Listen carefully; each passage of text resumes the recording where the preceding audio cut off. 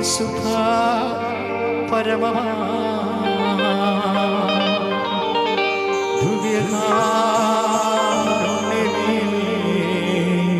എന്നുമെന്നും അങ്ങേക്കാരാധന.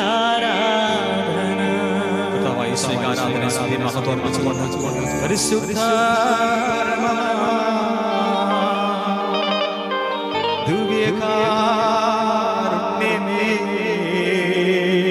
എന്നുമെന്നും അങ്ങേക്കാരാധന. പരിശുദ്ധ പരമമാ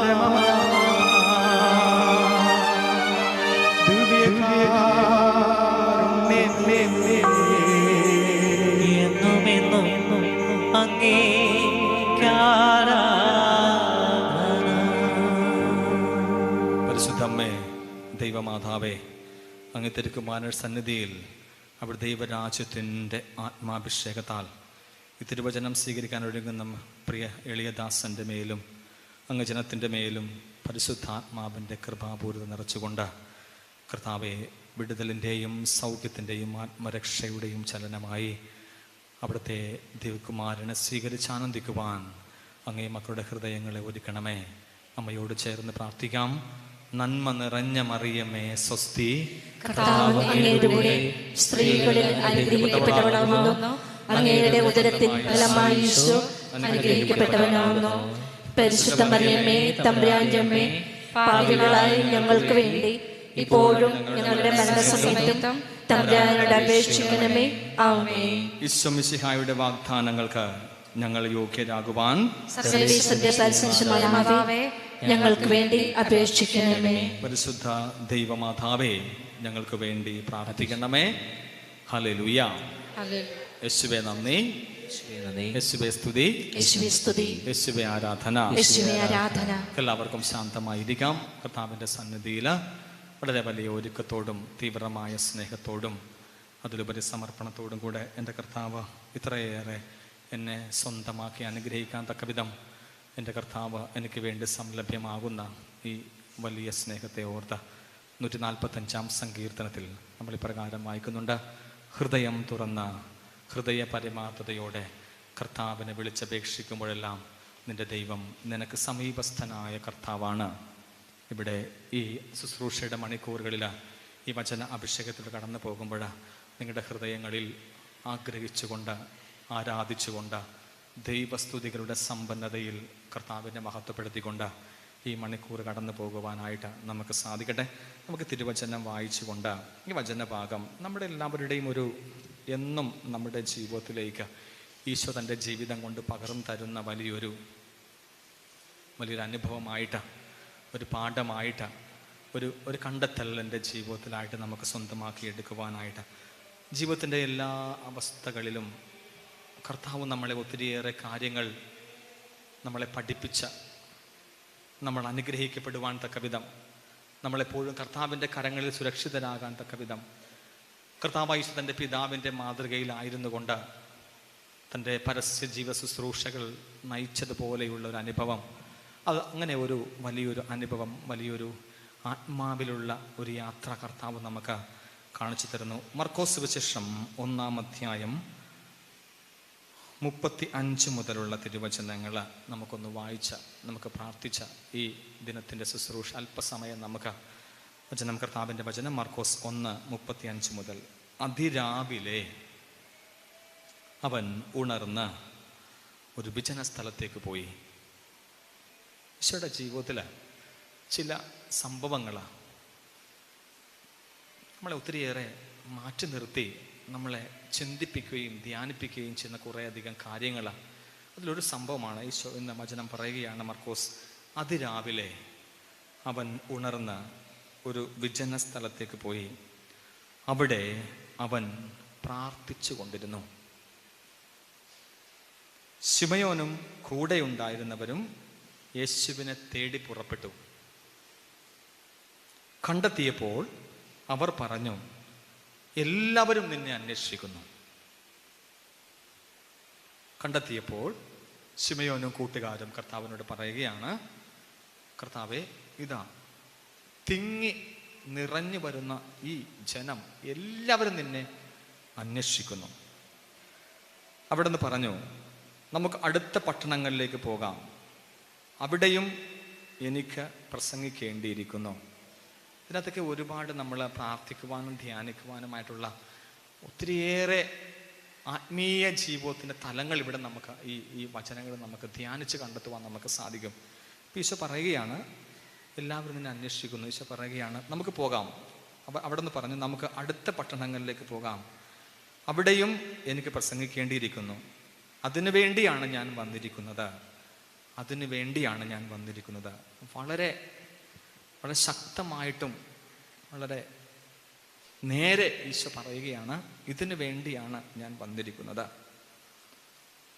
സിനഗോഗുകളിൽ പ്രസംഗിച്ചുകൊണ്ടും പിശാചുകളെ പുറത്താക്കിക്കൊണ്ടും അവൻ ഗലീലയിൽ ഉടനീളം സഞ്ചരിച്ചു. നമ്മളിന്ന് ഈ IMS അമ്മയുടെ സന്നിധിയിൽ ഈ തിങ്കളാഴ്ച ശുശ്രൂഷയിൽ നമ്മൾ ഈ വചനത്തിലൂടെ നമ്മൾ കടന്നു പോകുമ്പോൾ കുറച്ച് കാര്യങ്ങൾ, ഇത് നമ്മുടെ വ്യക്തിപരവും നമ്മുടെ വ്യക്തിപരമായ ജീവിതത്തിൻ്റെ ഒരു ആഴപ്പെടലും, അങ്ങനെ ഒരു വ്യക്തിപരമായ ജീവിതത്തിൻ്റെ ആഴപ്പെടലിലൂടെ നമുക്ക് ഒരുപാട് മേഖലകളൊക്കെ നമുക്ക് തൊട്ട് നേരെയാക്കാൻ പറ്റും നമ്മുടെ ജീവിതത്തിൽ.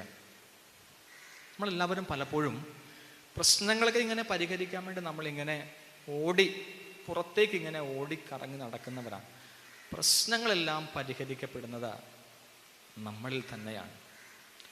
നോക്കുകയെ വചനം പറയുകയാണ്, അതിരാവിലെ അവിടെ നിന്ന് ഉണർന്ന് ഒരു വിജന സ്ഥലത്തേക്ക് പോയി അവിടെ അവൻ പ്രാർത്ഥിച്ചു കൊണ്ടിരുന്നു. ഈശോയുടെ ജീവിതത്തിൽ എന്തെല്ലാം കർത്താവിനെ കുറിച്ച് ആരെല്ലാം എന്തെല്ലാം പറഞ്ഞാലും കർത്താവിന് പരമപ്രധാനമായി ഒരു കാര്യമേ ഉള്ളൂ. ഈശോ അത്ഭുത പ്രവർത്തകനാണ്, ശക്തനായ രാജാവാണ്. ഇതെല്ലാം ജനങ്ങൾ കർത്താവിനെ കുറിച്ച് പറയുമ്പോഴും ഈശോയ്ക്ക് ഒരേ ഒരു കാര്യമേ ഉള്ളൂ കർത്താവിൻ്റെ ജീവിതത്തിൽ. അതിതാണ് പിതാവുമായുള്ള ബന്ധത്തിൽ. ഇനി ഈ ജനം പറയുന്നതും ഇവർ പ്രഖ്യാപിക്കുന്നതും എല്ലാം ഒന്നിൻ്റെയും കഴിവും മഹത്വവുമല്ല, തൻ്റെ പിതാവുമായുള്ള ബന്ധത്തിൻ്റെ ആ പ്രകടനം മാത്രമാണ്. ഈശോ അതിരാവിലെ എഴുന്നേറ്റ് പ്രാർത്ഥിക്കുവാനായിട്ട് പോയി. നമ്മുടെയൊക്കെ ഓരോ വ്യക്തി ജീവിതത്തിലും നമ്മൾ എപ്രകാരമെല്ലാം നമുക്ക് സാധ്യതകളും നമുക്ക് എപ്രകാരം നമുക്ക് ഒരുപാട് കഴിവുകളും സാധ്യതകളും നമ്മുടെ സന്തോഷം ജീവിതം വിജയിപ്പിക്കുവാനായിട്ട് നമുക്ക് എന്തെല്ലാം പോംവഴികളുമൊക്കെ നമുക്ക് സാധ്യതകളും ഉണ്ടെങ്കിൽ നമ്മൾ ഓർക്കണം, എന്നെ ഞാനാക്കി മാറ്റുന്ന ഒന്ന് എൻ്റെ ജീവിതത്തിൽ എപ്പോഴും എനിക്ക് സ്വന്തമായിട്ടുണ്ടാവണം. ഹല്ലേലൂയ, പറഞ്ഞേ ഹല്ലേലൂയ. എന്നെ ഞാനാക്കി മാറ്റുന്ന ഒന്ന്. ഈ പലപ്പോഴും ഈ ശുശ്രൂഷ മേഖലകളിലൂടെ, പ്രത്യേകിച്ച് നമ്മുടെ നവീകരണ ശുശ്രൂഷ മേഖലയിലൂടെ കടന്നു പോകുമ്പോഴാണ് എനിക്ക് എൻ്റെ വ്യക്തിപരമായിട്ട് കണ്ടുമുട്ടാൻ കഴിയാത്തൊരു കാര്യമാണിത്. ദൈവം ഒത്തിരിയേറെ കാരിസംസ്, കൃപകളും കൃപാവരങ്ങളും ഒക്കെ നമുക്ക് നൽകിയിട്ടുണ്ടാകാം. പക്ഷേ ഞാൻ എൻ്റെ ആത്മീയ ജീവിതത്തിൻ്റെ അനുഗ്രഹം അല്ലെങ്കിൽ എൻ്റെ കർത്താവിൻ്റെ സ്നേഹത്തിലേക്ക് ഞാൻ കടന്നു വരാനായിട്ട് എൻ്റെ ജീവിതം സമർപ്പിക്കുന്ന എൻ്റെ ആ ഒരു സമർപ്പണത്തിൽ എനിക്കൊരു പരമപ്രധാനമായ ഒരു കാര്യം, ഒരു തിരഞ്ഞെടുപ്പ് എൻ്റെ ജീവിതത്തിൽ എനിക്ക് ഉണ്ടാകണം. ഈശോ നമുക്കറിയാം, സുവിശേഷങ്ങൾ മുഴുവൻ, പ്രത്യേകിച്ച് നമ്മുടെ സമാന്തര സുവിശേഷങ്ങൾ, കർത്താവിൻ്റെ അനുദിന ജീവിതത്തെ, പരസ്യ ജീവിതത്തെയൊക്കെ വളരെ മനോഹരമായി അനവരതം രേഖപ്പെടുത്തുന്ന സുവിശേഷ ഭാഗങ്ങളിൽ നമ്മൾ കാണുന്നുണ്ട്. ഈശോ ഒരേ ഒരു കാര്യത്തിലാണ് തൻ്റെ എല്ലാ പ്രവർത്തനങ്ങളും, തൻ്റെ എല്ലാ കൃപയുടെ ശുശ്രൂഷകളും കർത്താവ് ശിഷ്യന്മാർക്ക് ഡിഫൈൻ ചെയ്ത് കൊടുക്കുന്നത്. തൻ്റെ ശിഷ്യന്മാർ കർത്താവ് എല്ലാം വിവരിച്ച് കൊടുക്കുന്നത്, പഠിപ്പിക്കുന്നത് പരമപ്രധാനമായിട്ട് അവൻ ഒരു വിജന സ്ഥലത്തേക്ക് പോയി അവിടെ പ്രാർത്ഥിച്ചു കൊണ്ടിരുന്നു. നമുക്കറിയാം, പഴയ നിയമത്തിൽ പല പ്രവാചകന്മാരുടെയും ജീവിതത്തിൽ അവരുടെ പ്രവചനങ്ങളിൽ അവർ ശക്തി പ്രാപിച്ചുകൊണ്ട് ഇസ്രായേലിനോട് സംസാരിക്കുന്നത്, ഒരു തിന്മ ജനത്തെ വല്ലാതെ പിടിച്ചു കുലുക്കുമ്പോൾ ഈ പ്രവാചകന്മാര് ഇങ്ങനെ ഇസ്രായേലിന്റെ ദൈവത്തിന്റെ പക്കലേക്ക് പോകുന്ന ചില സംഭവങ്ങളൊക്കെ ഉണ്ട്. ഹോസിയ പുസ്തകത്തിൽ നമ്മൾ കാണുന്നുണ്ട്, ജനത്തോട് ശക്തമായിട്ട് ദൈവത്തിൻ്റെ അളവറ്റ കരുണയെക്കുറിച്ച് പ്രഘോഷിക്കുവാനായിട്ട് ഹോസിയായെ ദൈവം കൈപിടിച്ച് കൊണ്ടുപോകുന്നത് നമ്മൾ കാണുന്നുണ്ട്. ജനത്തോട് അത്യുന്നതനായ ദൈവത്തിന്റെ, ഇസ്രായേലിന്റെ ദൈവമായ കർത്താവിന്റെ കരുണയെക്കുറിച്ച് പഠിപ്പിക്കുവാനായിട്ട് ഹോസിയായെ ദൈവം കൈപിടിച്ച് കൊണ്ടുപോകുന്ന സംഭവം നമ്മൾ ഹോസിയ പ്രവചനം നമ്മൾ കാണുന്നുണ്ട്. പിന്നീട് നമ്മൾ കാണുന്നുണ്ട് എസേക്കിയേൽ പ്രവാചകനെ തൻ്റെ വിളിയുടെ മഹത്വം പഠിപ്പിക്കുവാനായിട്ട് ദൈവം ഈ പ്രവാചകനെ കൂട്ടിക്കൊണ്ടുപോകുന്ന നമ്മൾ കാണുന്നുണ്ട്. അപ്പോൾ ദൈവത്തിൻ്റെ സന്നിധിയിലേക്ക് ഒരു വ്യക്തിപരമായ ഐക്യത്തിലേക്ക്, തൻ്റെ പിതാവുമായുള്ള ഗാഢബന്ധമാണ് കർത്താവ് തൻ്റെ പ്രാർത്ഥനയിലൂടെ അനുഭവിച്ച് ശിഷ്യഗണത്തെ പഠിപ്പിച്ചുകൊണ്ട് തൻ്റെ സർവ്വ ശുശ്രൂഷയുടെയും സർവ്വ കൃപാമിനിസ്റ്റുകളുടെയും ഒരു പ്രസരിപ്പായിട്ട് കർത്താവ് കാണുന്നത്. ഇങ്ങനെ അവൻ പിതാവിൻ്റെ സന്നിധിയിലേക്ക് പോകുന്നു. ഇത് പഴയ നിയമത്തിലും പ്രവാചകന്മാരുടെ ജീവിതങ്ങളിലും നമ്മൾ ഇങ്ങനെ ദൈവത്തിൻ്റെ ശക്തി പ്രകടിപ്പിക്കുവാനായിട്ട് ദൈവം അവരെ കൂട്ടിക്കൊണ്ടു പോകുന്നുണ്ട്. പ്രിയ സഹോദരങ്ങൾ, നമ്മുടെ വ്യക്തി ജീവിതത്തിൽ ഇന്ന് ഞാൻ പറഞ്ഞു വരികയായിരുന്നു, ഈ ശുശ്രൂഷ തലങ്ങളിൽ, ആത്മീയ ശുശ്രൂഷ തലങ്ങളിൽ ഒരു പക്ഷേ ഇങ്ങനെ ഒരു നമ്മുടെ ആത്മാവിനെ, നമ്മുടെ പ്രാർത്ഥനാ ജീവിതത്തെ, നമ്മുടെ ക്രൈസ്തവ ജീവിതത്തിന്റെ മഹത്വത്തെ ഒത്തിരിയേറെ ബലപ്പെടുത്തുന്ന, അതിനെ പോളിഷ് ചെയ്യുന്ന, അതിനെ എന്നുമെന്നും ഡിസൈൻ ചെയ്യാൻ സാധിക്കുന്ന ഒരു പ്രാർത്ഥനയുടെ, ഒരു ദൈവവുമായുള്ള ബന്ധത്തിന്റെ, ഒരു ഏകാന്തമായ ഒരു കർത്താവുമായുള്ള ഒരു വാസം നമുക്ക് അനിവാര്യമാണ് നമ്മുടെ ജീവിതത്തിൽ. അതുകൊണ്ടാണ് മർക്കോസ് അവൻ ഏകനായി വിജനസ്ഥലത്തേക്ക് പോയി പ്രാർത്ഥിച്ചു കൊണ്ടിരുന്നു. ഇനി ഈ ഒരു വ്യക്തിത്വത്തിന്റെ, ഈ ഒരു പിതാവുമായുള്ള ബന്ധത്തിന്റെ, ഈ ഒരു പ്രാർത്ഥനാ വലയത്തിന്റെ, ഈ ഒരു സ്വർഗവുമായുള്ള ബന്ധത്തിൽ മാത്രമേ, പ്രിയ മക്കളെ വിശ്വസിക്കണം, ഇങ്ങനെ ഒരു സ്വർഗവുമായുള്ള ബന്ധം, ദൈവപിതാവുമായുള്ള ഒരു കൂടിക്കാഴ്ച, ദൈവവുമായുള്ള ഒരു ഒരുമിച്ച് വാസം, ഇതിൽ മാത്രമേ ജീവിതത്തിൽ എന്തും സംഭവിക്കുകയുള്ളൂ. എന്തെങ്കിലുമൊക്കെ സംഭവിക്കണമെങ്കിൽ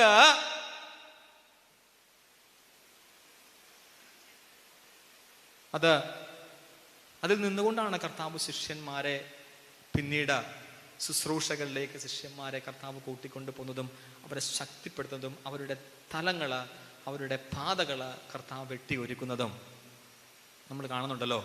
മലയിലെ പ്രസംഗത്തിൽ കർത്താവ് പറയുന്നതും അല്ലെ, ഈശോ പറയുന്നതും, എൻ്റെ സ്വർഗസ്ഥനായ പിതാവിൻ്റെ മക്കളായി മാറുവാനായിട്ട് നിങ്ങൾ ഇവയെല്ലാം പഠിക്കുന്നതിലൂടെ, ഇവയെല്ലാം എൻ്റെ സ്വർഗസ്ഥനായ പിതാവിൻ്റെ മക്കളായി മാറുവാനായിട്ട് താൻ എന്തായി തീർന്നുകൊണ്ട്, തൻ്റെ ജനത്തിന് എന്തായി മാറിക്കൊണ്ട് കർത്താവ് എന്തായി തീരുന്നുവോ അതെല്ലാം പിതാവുമായുള്ള ഒരു ബന്ധത്തിൽ നിന്നുകൊണ്ട്, പ്രിയ സഹോദരങ്ങളുടെ പ്രാർത്ഥനയിൽ നമ്മൾ വളരേണ്ടതും.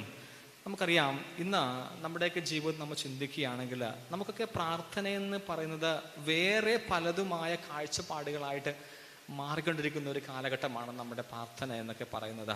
പലപ്പോഴും ശുശ്രൂഷാ ജീവിതങ്ങളുടെ കടന്നു പോകുമ്പോൾ പലരെയും ഒക്കെ ഇപ്രകാരം കണ്ടുമുട്ടുമ്പോൾ ഈ സ്വന്തമായിട്ട് ഒരു കൃപയുടെ അനുഭവം, സ്വന്തമായിട്ട് ഒരു ദൈവം ഒരു മനുഷ്യനിലേക്ക് അവൻ്റെ സമർപ്പണം കൊണ്ട് കൊടുക്കുന്നതും, നമ്മുടെ ദൈവസന്നിധിയിൽ നമ്മൾ ദൈവവുമായുള്ള ബന്ധത്തിൽ നമ്മൾ സമർപ്പിച്ചുകൊണ്ട് പരിപൂർണമായി നമ്മൾ ദൈവത്തിന് കൊടുത്തുകൊണ്ട്, കർത്താവേ എനിക്കൊരു മഹത്വവും വേണ്ട, എനിക്കൊരു പ്രതാപവും വേണ്ട, എനിക്കൊരു മഹത്വവും വേണ്ട, നിന്റെ സന്നിധിയില് നിന്റെ ഉപകരണമാകാൻ തക്കവിധം നീ എന്നെ തൊടുക മാത്രം ചെയ്യുക.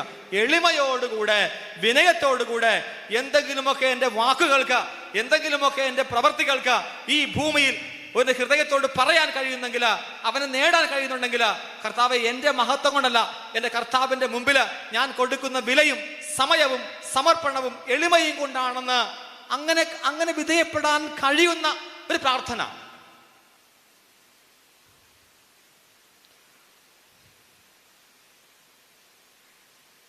നമ്മൾ പരിശുദ്ധാത്മാവിനോടൊക്കെ പ്രാർത്ഥിക്കുമ്പോൾ ഈ ഫ്രാൻസിസ് അസിസി പുണ്യവാളൻ പ്രാർത്ഥിച്ച പ്രാർത്ഥന അത് തന്നെയല്ലേ ശരിക്കും പറഞ്ഞാൽ?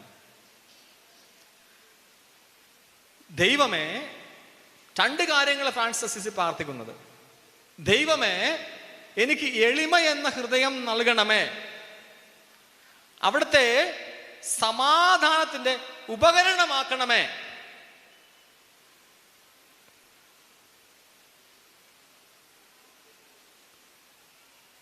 ഈശോ തന്റെ ശുശ്രൂഷയുടെ പരമോന്നത അവസ്ഥയിലും കർത്താവ് ഇങ്ങനെ തൻ്റെ പിതാവിൻ്റെ സന്നിധിയിലേക്ക് എളിമയുള്ള പുത്രനെ പോലെ കർത്താവ് കടന്നു ചെല്ലുന്നുണ്ട് പല തവണ.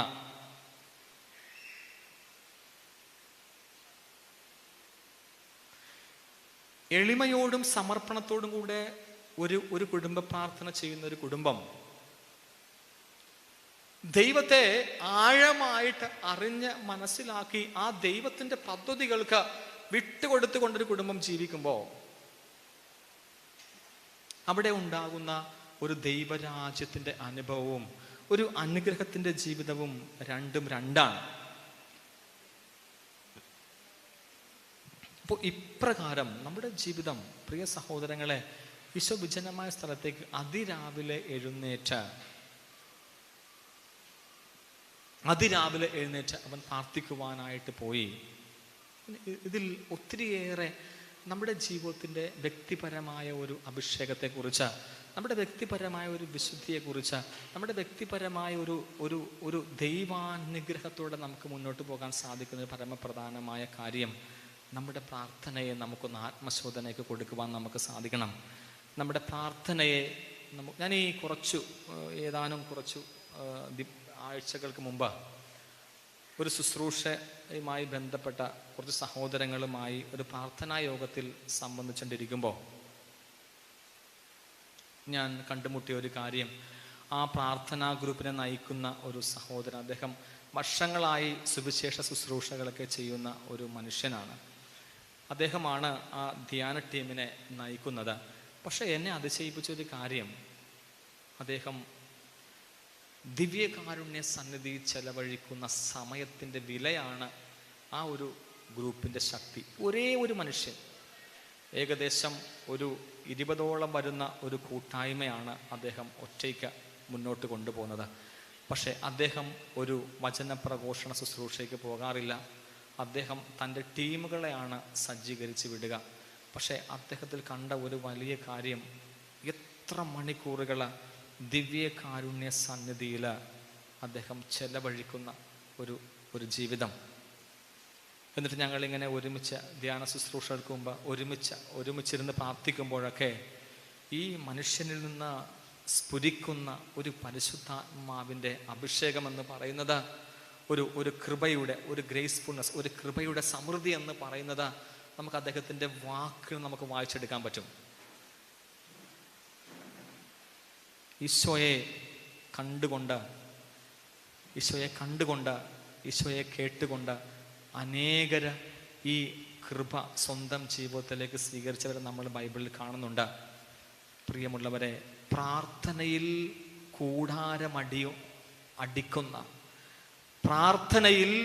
കൂടാരമടിക്കുന്ന ഒരു ജീവിതത്തിന് ഈ ഭൂമിയിൽ അത്ഭുതങ്ങൾ കൊണ്ടുവരാൻ കഴിയുകയുള്ളൂ.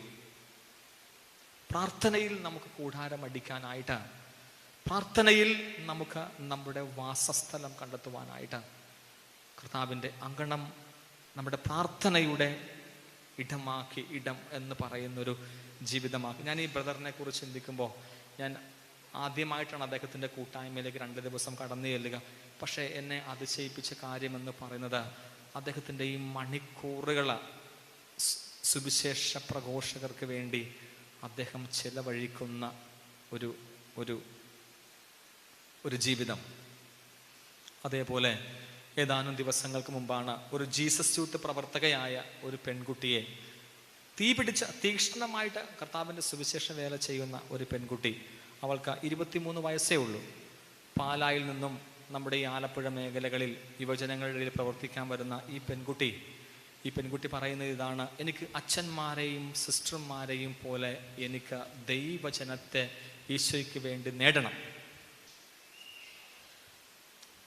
എവിടെയെല്ലാം ഇപ്പോൾ ഈ സുവിശേഷ മിനിസ്ട്രി ആയതുകൊണ്ട് പല സ്ഥലങ്ങളിൽ ഈ പെൺകുട്ടി ശുശ്രൂഷകൾക്കായിട്ട് പോകും. അവൾ ചെയ്യുന്നൊരു കാര്യം ഇതാണ്: എവിടെയെല്ലാം ചെല്ലുമ്പോൾ, ഏതെല്ലാം ദേവാലയങ്ങളിൽ ദിവ്യകാരുണ്യ ആരാധനയുണ്ടോ അവിടെ പോയി അവൾ കൂടാരം അടിച്ചിരിക്കും. എനിക്കറിയാവുന്നൊരു പെൺകുട്ടിയാണ്.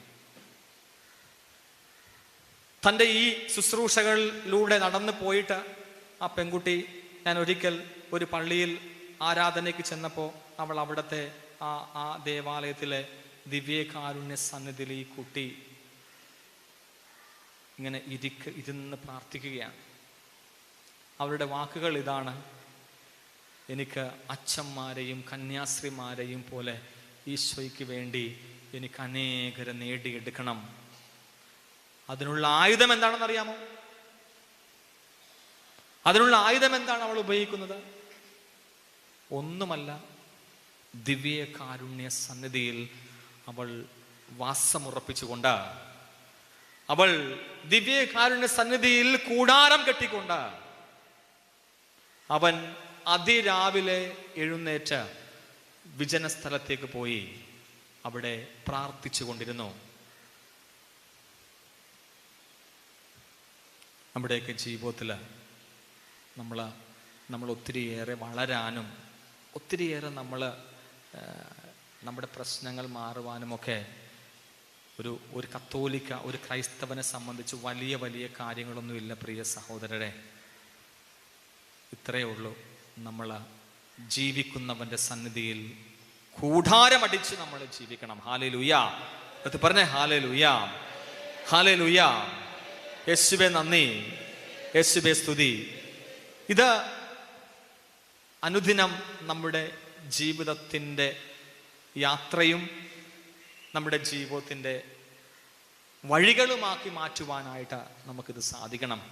ഇന്ന് ഈ തിരുസന്നിധിയിൽ നമ്മൾ ഈ തിരുവചനം വായിച്ചുകൊണ്ട് നമ്മൾ കടന്നു പോകുമ്പോൾ നിങ്ങളുമായിട്ട് പങ്കുവയ്ക്കാൻ ഞാൻ ഏറ്റവും അധികം ആഗ്രഹിക്കുന്നതും, നമുക്ക് നമ്മുടെ ഒരു ആത്മീയമായ ഒരു നവീകരണം, ഒരു പുനർനിർണയം എന്നൊക്കെ പറയുന്നത് വീണ്ടും തിരിച്ച കർത്താവിൻ്റെ സന്നിധിയിൽ വന്ന് വസിക്കാനുള്ള ഒരു ഇടം. ഇപ്പോൾ തന്നെ ഞാൻ ചോദിക്കട്ടെ, ഈ ഒരു ശുശ്രൂഷ കൂട്ടായ്മയ്ക്ക് നിങ്ങൾ കടന്നു വന്നിരിക്കുന്നത്, നിങ്ങൾക്ക് നിങ്ങളുടേതായ ഒത്തിരിയേറെ കണ്ടെത്തലുകൾ നിങ്ങളുടെ ജീവിതത്തിലുണ്ട്, ഒത്തിരിയേറെ കാരണങ്ങൾ നിങ്ങളുടെ ജീവിതത്തിലുണ്ട്. അത് ചിലപ്പോൾ നിങ്ങളുടെ വിശ്വാസ ജീവിതത്തിന് തന്നെ ഒരുപാട് വെല്ലുവിളികളുടെ അവസ്ഥയായിരിക്കാം. അത് നിങ്ങളുടെ തന്നെ ജീവിതത്തിൻ്റെ ഒത്തിരിയേറെ രോഗത്തിൻ്റെയും വേദനയുടെയും ഒക്കെ ഒരു സഹനത്തിൻ്റെയും ഒക്കെ ഒരു അവസ്ഥയിലൂടെ കർത്താവിൻ സന്നിധിയിൽ നിങ്ങൾ വന്നിരിക്കുന്നത്. അങ്ങനെ ഒത്തിരി കാരണങ്ങൾ നിങ്ങളുടെ ജീവിതത്തിൽ ഉണ്ടാകാം. ഈ കാരണങ്ങളെല്ലാം നമ്മൾ പറഞ്ഞു പോകുന്നവരല്ല. നമ്മളിവിടെ വന്ന് സ്തുതിച്ച് ആരാധിച്ച് കർത്താവിൻ്റെ പക്കലേക്ക് സമർപ്പിച്ച് പോകുമ്പോൾ നമ്മുടെ കാരണങ്ങൾ തീരുന്നില്ല, അല്ലേ? തീരുന്നില്ല. നമ്മുടെ കാരണങ്ങൾ അവിടെ തീരുന്നില്ല, നമ്മുടെ പ്രശ്നങ്ങൾ മാറുന്നില്ല, നമ്മുടെ അവസ്ഥകൾ അങ്ങനെ മാറ്റം ഉണ്ടാകുന്നില്ല. പക്ഷേ ഒരു കാര്യം നമ്മുടെ ജീവിതത്തിൽ സംഭവിക്കുന്നുണ്ട്. എന്താണെന്നറിയാവോ? എന്താണ്? ഇപ്പോൾ ഇവിടെ ഇരിക്കുന്ന പ്രിയ അപ്പച്ചന്മാരും അമ്മച്ചിമാരും തൊഴിൽ മേഖലകളിലെ പ്രശ്നങ്ങളുമായിട്ട് നിങ്ങൾ വന്നു, നിങ്ങളുടെ കുടുംബ ജീവിതത്തിന്റെ പ്രശ്നങ്ങളുമായിട്ട് നിങ്ങൾ ഇവിടെ കടന്നു വന്നു, നിങ്ങളുടെ മക്കളുടെ പ്രശ്നമായി നിങ്ങൾ ഇവിടെ കടന്നു വന്നു, നിങ്ങളുടെ സ്നേഹബന്ധങ്ങളുടെ പ്രശ്നം, ഇങ്ങനെ ഒത്തിരിയേറെ കാരണങ്ങൾ കർത്താവിന് മുമ്പിലേക്ക് വരാൻ നിങ്ങൾക്ക് ഉണ്ടാകും. ഇനി നിങ്ങൾ ഇവിടെ വന്ന് പ്രാർത്ഥിക്കുമ്പോൾ നിങ്ങളുടെ എല്ലാ പ്രശ്നങ്ങളും മാറുന്നുണ്ടോ? അതാണോ നിങ്ങൾക്ക് സന്തോഷം? അതാണോ നിങ്ങൾക്ക് സന്തോഷം? അമ്മച്ചിമാര് പറ, ആ സന്തോഷം. ഇവിടെ വന്ന് ഞാൻ മാതാവിൻ്റെ അടുത്ത് പ്രാർത്ഥിക്കുമ്പോൾ എൻ്റെ പ്രശ്നം മാറിപ്പോകും. പ്രിയ അമ്മച്ചിമാരെ, അപ്പച്ചന്മാർ, അതാണോ നിങ്ങൾക്ക് സന്തോഷം? അതാണോ IMSലേക്ക് വരുമ്പോൾ നിങ്ങൾക്ക് ഉണ്ടാവുന്നത്? അതാണോ? ഒരിക്കലുമല്ല. ഇനി അങ്ങനെ നിങ്ങൾ ചിന്തിക്കുന്നുണ്ടെങ്കിൽ ആ ചിന്ത മാറ്റണം. ഈ ഒരു കാര്യം മാത്രമാണ് നിങ്ങൾ മനസ്സിലേക്ക് എടുക്കേണ്ടത്. എന്താണെന്നറിയാവോ? നിങ്ങളിവിടെ വന്ന് കർത്താവിനെ കണ്ടുമുട്ടി കഴിയുമ്പോ, ജീവിക്കുന്നവനായ കർത്താവിനെ നിങ്ങൾ കാണുമ്പോ, അനുഭവിക്കുമ്പോ, വിശുദ്ധ കുർബാനയിലൂടെ, കുംഭസാരം എന്ന കൂദാശയിലൂടെ, പരിശുദ്ധാത്മ അഭിഷേക ശുശ്രൂഷയിലൂടെ, സ്തുതി ആരാധനകളിലൂടെ ജീവിക്കുന്നവനായ കർത്താവ് നിങ്ങൾ കാണും. ഉറപ്പാണ്, നിങ്ങൾ കണ്ടുമുട്ടുക തന്നെ ചെയ്യും. കർത്താവ് നിങ്ങൾ കാണും, നിങ്ങൾ തന്നെ ചെയ്യും. ഇനി ഇങ്ങനെ ഒരു കർത്താവിനെ കണ്ടുമുട്ടി കഴിയുമ്പോൾ നിങ്ങൾ വിചാരിക്കരുത്, ഞാൻ വന്ന് പറഞ്ഞ കാര്യം എനിക്ക് നേടിക്കിട്ടിക്കൊണ്ട്, ഞാൻ വന്ന കാര്യം എനിക്ക് സാധ്യമായതുകൊണ്ട് ഞാൻ സന്തോഷവാനായി. ഒരിക്കലുമല്ല മക്കളെ. നിങ്ങൾ സന്തോഷം ഒരേ ഒരു കാര്യത്തിലാണ്.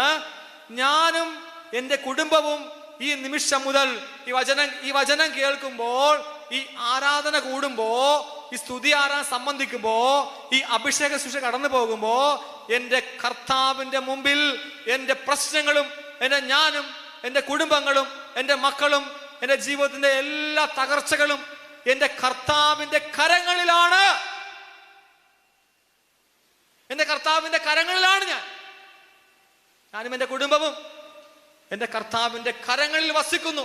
ഇത് മാത്രമായിരിക്കണം നമ്മുടെ കണ്ടെത്തൽ, ഇത് മാത്രമായിരിക്കണം നമ്മുടെ സന്തോഷം. അത് എൻ്റെ ജീവിത പ്രശ്നം മാറാതിരിക്കാം, എൻ്റെ ബാധ്യത മാറാതിരിക്കാം. പക്ഷേ ദൈവസന്നിധിയിൽ നിന്റെ ആനന്ദം, സന്തോഷത്തിന്റെ കാരണം എന്താണെന്ന് അറിയാമോ? എൻ്റെ കർത്താവിൻ്റെ കരങ്ങളിലാണ് ഞാൻ. അവിടെ തന്നെ കരങ്ങളിൽ ചേർത്ത് വെച്ചിട്ടുണ്ട്, അവിടെ തന്നെ കണ്ടിട്ടുണ്ട്, അവിടെ തന്നെ മനസ്സിലാക്കിയിട്ടുണ്ട്, അവിടെ എന്നോട് പറയുന്നുണ്ട്. ഹല്ലേലൂയാ പറഞ്ഞേ, ഹല്ലേലൂയാ പറഞ്ഞേ, ഹല്ലേലൂയാ ഹല്ലേലൂയാ. യേശുവേ നന്ദി, യേശുവേ സ്തുതി, യേശുവേ ആരാധന. കർത്താവായ ഈശോയേ, കർത്താവായ ഈശോയേ, പരിശുദ്ധനായ ദൈവമേ, ജീവിക്കുന്നവനായ ദൈവത്തിന്റെ പുത്ര, ജീവിക്കുന്നവനായ ദൈവത്തിന്റെ പുത്ര, യേശുവേ യേശുവേ, ഞങ്ങൾ അവിടുത്തെ ആരാധിക്കുന്നു, നന്ദി പറയുന്നു, മഹത്വപ്പെടുത്തുന്നു, സ്തുതിക്കുന്നു. ഹല്ലേലൂയാ ഹല്ലേലൂയാ ഹല്ലേലൂയാ. യേശുവേ നന്ദി, യേശുവേ സ്തുതി. പ്രിയമുള്ളവരെ, ഏറ്റവും വലിയ സുവിശേഷ പ്രഘോഷണവും ഏറ്റവും വലിയ സുവിശേഷത്തിനുള്ള ജീവിതം എന്ന് പറയുന്നത് ഈശോ നമുക്ക് കാണിച്ചു തരുന്നത് എന്താണെന്ന് അറിയാമോ? പ്രാർത്ഥനയുടെ ആഴങ്ങളിൽ നമ്മൾ ജീവിക്കുന്നവരാകുക. ദൈവസന്നിധിയിൽ ഞാൻ ഈ പറഞ്ഞ രണ്ട് ജീവിതങ്ങളെ പോലെ നവീകരണത്തിലേക്ക് വന്ന ഈ പറഞ്ഞ സുവിശേഷ പ്രഘോഷകനായ ബ്രദറിനെയും ഈ പെൺകുട്ടിയെയും പോലെ കർത്താവിൻ്റെ സന്നിധിയിൽ ഇരിക്കുന്നതിൻ്റെ മാധുര്യം നമുക്ക് നമ്മുടെ ജീവിതത്തിൽ എന്നും നമുക്ക് ഉണ്ടാകുവാൻ നമുക്ക് സാധിക്കണം. ഇവിടെ നിങ്ങൾ വന്ന ഈ ആരാധനയിലൂടെയും ഈ മണിക്കൂർ നിങ്ങൾ കടന്നു പോകുമ്പോൾ നിങ്ങളുടെ സന്തോഷം എന്തായിരിക്കണം എന്നറിയാമോ? അനുദിനം ദൈവ സാന്നിധ്യത്തിൽ വസിക്കുന്നതിൽ പ്രാർത്ഥനയുടെ നമ്മുടെ കുടുംബ പ്രാർത്ഥനകളൊക്കെ നമുക്കൊന്ന് ആത്മശോധന ചെയ്തുകൊണ്ട് നമുക്ക് ഈ നിമിഷം നമുക്കറിയാം, ഒരു വ്യക്തിയെ ദൈവം തിരഞ്ഞെടുക്കുമ്പോൾ, ഒരു വ്യക്തിയെ കർത്താവ് തൻ്റെ അനുഗ്രഹത്തിന് പാത്രമാക്കി മാറ്റുമ്പോൾ, പ്രിയ സഹോദരങ്ങളെ, ദൈവം അവനിലൂടെ സുവിശേഷത്തിൻ്റെ തലങ്ങളെ വളർത്തുകയാണ് കർത്താവ് ചെയ്യുന്നത്. ഇന്നിവിടെ ശുശ്രൂഷ കൂടാൻ വന്നിരിക്കുന്ന എൻ്റെ പ്രിയ മക്കളോട് എനിക്ക് പറയാനുള്ള ഒരു കാര്യം, നിങ്ങളിലൂടെ ദൈവം ഒരു കാര്യം പ്രവർത്തിക്കുന്നുണ്ടെങ്കിൽ, നിങ്ങളിലൂടെ ദൈവം ഒരു കാര്യം നിങ്ങളുടെ കരങ്ങളിൽ വെച്ച് തരുന്നുണ്ടെങ്കിൽ, ഈശോയ്ക്കൊരു സ്വപ്നമുണ്ട്, സുവിശേഷത്തിൻ്റെ വ്യാപനം നിങ്ങളിലൂടെ കർത്താവ് സാധ്യമാക്കണം. ഹല്ലേലൂയാ പറഞ്ഞേ, ഹല്ലേലൂയാ. ദൈവവചനത്തിൻ്റെ ഒത്തിരിയേറെ തലങ്ങളെ കർത്താവ് നിങ്ങളിലൂടെ വളർത്തുകയാണ്. ഈ അനുഗ്രഹങ്ങളെ നിങ്ങളുടെ ജീവിതത്തിലേക്ക് നിങ്ങൾ ചേർത്ത് നിർത്തിക്കൊണ്ട്, വിശിഷ്യ നമ്മുടെ വചനം മർക്കോസ് 1:35 വായിച്ചതുപോലെ, കർത്താവേ, അങ്ങയുടെ സന്നിധിയിലായിരുന്നു കൊണ്ട് എനിക്ക് എൻ്റെ വിശുദ്ധിയും എൻ്റെ അനുഗ്രഹവും എനിക്ക് സ്വന്തമാക്കി എടുക്കുവാനും അതിനെ എനിക്ക് അനുഗ്രഹമായി പ്രഘോഷിക്കുവാനും വേണ്ട കൃപ എനിക്ക് നൽകണമേ. നമ്മുടെ എല്ലാവരുടെ മനസ്സിൽ എന്നും ഉണ്ടാകണം.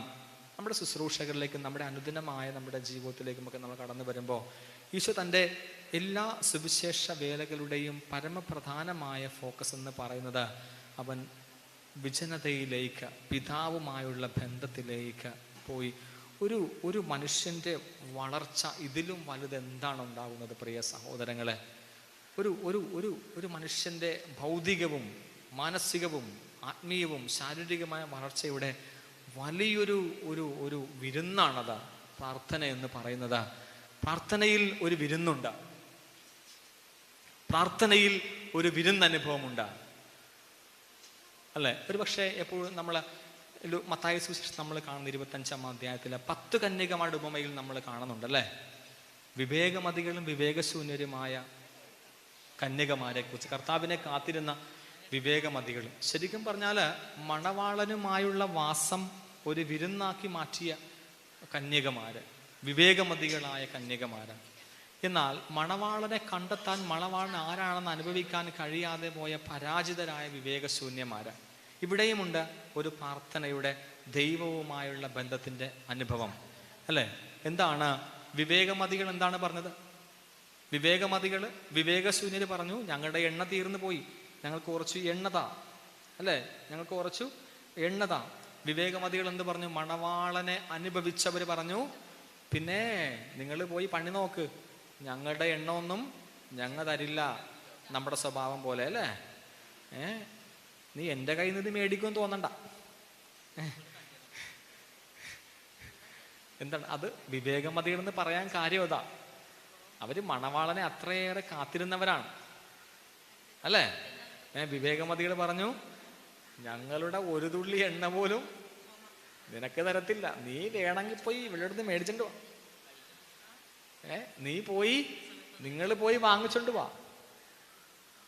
മണവാളനുമായുള്ള വിരുന്നനുഭവം നമ്മുടെ ഹൃദയത്തിൽ ഉണ്ടാകണം. അതാണ് പ്രാർത്ഥനയുടെ അനുഭവം എന്ന് പറയുന്നത്. അച്ഛൻ ഈ പറഞ്ഞ 1-2 അനുഭവങ്ങൾ കടന്നു പോകുമ്പോൾ ഇവരെല്ലാം ആരും പഠിപ്പിച്ചൊന്നുമല്ല. ഈ ഒരു 23 വയസ്സ് പ്രായമുള്ള പെൺകുട്ടിയെ കർത്താവിൻ്റെ ദൈവരാജ്യത്തിന് വേണ്ടി, സുവിശേഷത്തിന് വേണ്ടി ഇങ്ങനെ ഓടാനും കർത്താവ് സന്നിധി ഇരുന്നു കൊണ്ട് അതിനു വേണ്ടി പ്രാർത്ഥിക്കുവാനും ഈ കുഞ്ഞിനെ പഠിപ്പിച്ചതൊന്നുമല്ല. അവൾ കണ്ടുമുട്ടിയ വിരുന്നനുഭവമാണ്. ദൈവവുമായിട്ടുള്ള നമ്മൾ അല്ലേ സങ്കീർത്തനം, കർത്താവ് എത്ര മാധുര്യമുള്ളവനാണെന്ന് നിങ്ങൾ അനുഭവിച്ചറിയുക. അപ്പോ വിവേകമതികൾ അനുഭവിച്ചറിഞ്ഞവരാണ്. അതുകൊണ്ട് അവരുടെ പാത്രം വിട്ടുകൊടുക്കാൻ അവർ മനസ്സായില്ല അല്ലെ. ഞങ്ങൾ എണ്ണ തരത്തില്ല, നിങ്ങൾ പോയി നിങ്ങൾക്ക് ഇഷ്ടമുള്ളവരുടെ കയ്യിൽ പോയി മേടിച്ചിട്ട് വാ. മണ്ടികള്. ആരെങ്കിലും പോകുമായിരുന്ന? അമ്മച്ചിയാണെ പോകുമായിരുന്ന? പിന്നെ എണ്ണ ഇല്ലേലും വേണ്ട, കണ്ടിട്ടേ പോവുള്ളൂ അല്ലേ. വിളക്ക് കത്തിച്ചില്ലേലും വേണ്ട, ഞാൻ കണ്ടിട്ട്. ആ മണ്ടികൾക്ക് വല്ല കാര്യം ഉണ്ടായിരുന്ന? അവർക്ക് എന്തില്ലായിരുന്നു? വിരുന്നിന്റെ ആസ്വാദനം, മധുരമില്ലായിരുന്നു. അതുകൊണ്ടാണ് ആ മണ്ടികൾ വിളക്കുമായിട്ട് പോയത്. നമ്മളെപ്പോലത്തെ മണ്ടികളാകുന്ന അവര് അല്ലേ. ഇപ്പൊ ഇവിടെ പറയുകയാണ് 2 മണിക്ക് ദിവ്യകാരുണ്യ ആരാധനയുണ്ട്.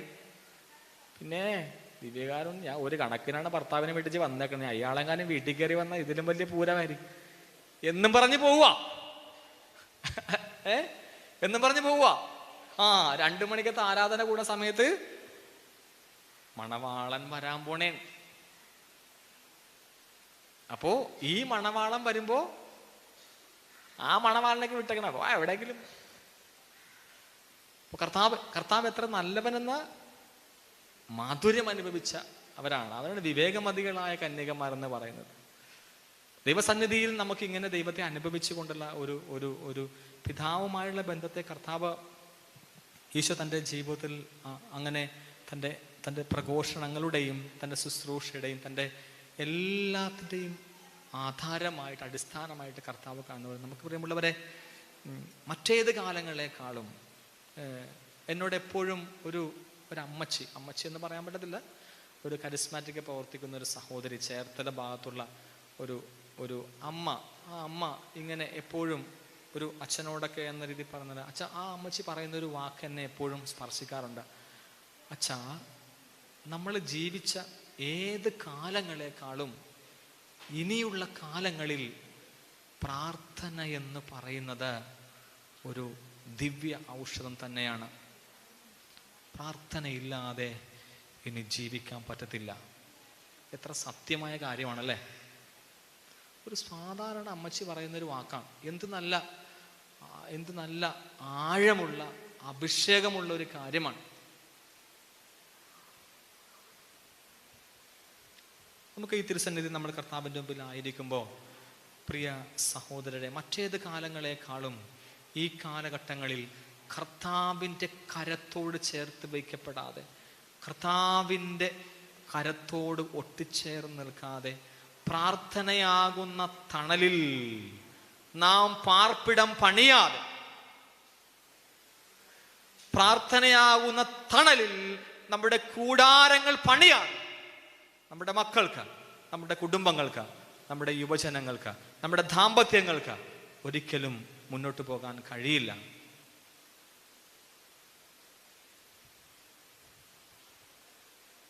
ഈ ഒരു ആത്മാവിൻ്റെ ചലനം നമ്മുടെ ജീവിതത്തിലേക്ക് ആഴമായി ഉണ്ടാകട്ടെ. നമുക്ക് ഈശോയെ മഹത്വപ്പെടുത്തി നമുക്ക് ആരാധിക്കാം. ഈ പ്രാർത്ഥനയുടെ അഭിഷേകം നിങ്ങളുടെ ഹൃദയത്തിലേക്ക് കടന്നു വരുമ്പോൾ കൂടുതൽ കൃപയോടുകൂടെ കർത്താവിൻ്റെ നാമത്തെ വിളിച്ച് നമുക്ക് ആരാധിക്കാം.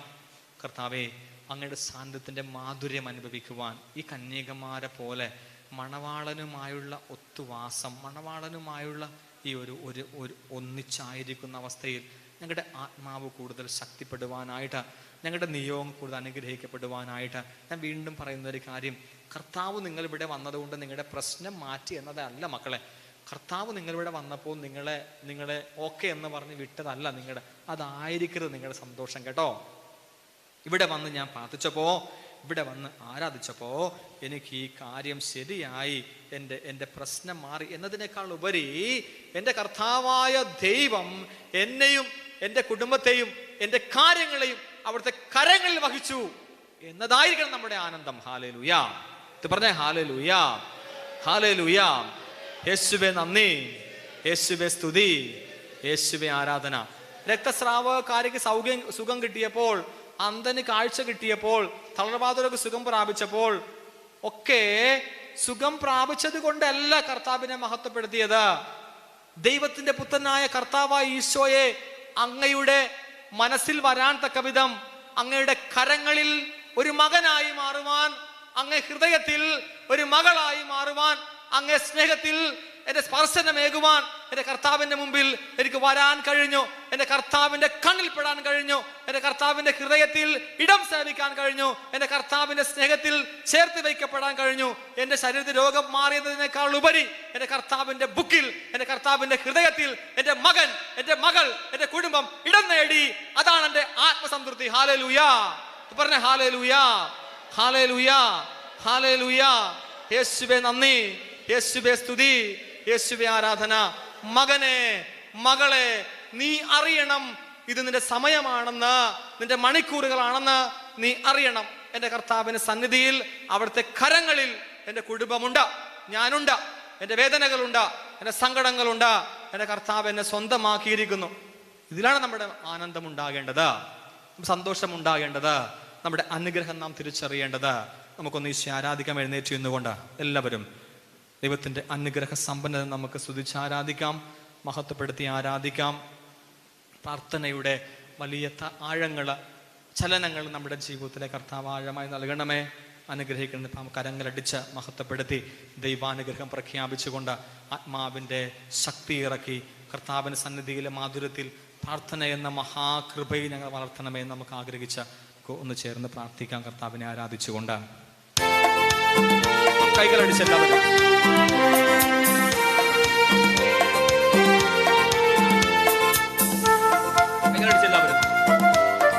ശക്തമായി കൈകളടിച്ചെല്ലാവരും.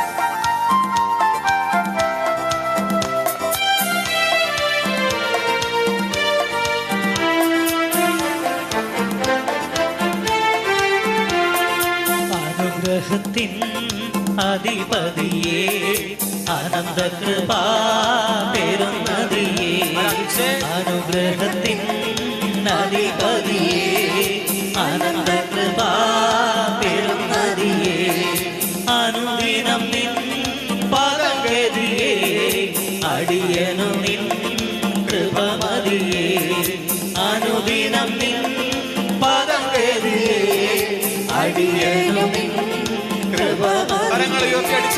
അനുഗ്രഹത്തിൻ അധിപതിയേ, അനന്തകൃപാ പെരുന്നതിയേ, അനുദിനം നിൻ പദഗതിയേ, അടിയനു നിൻ കൃപമതിയേ, അനുദിനം നിൻ പദഗതിയേ, അടിയനു നിൻ കൃപമതിയേ.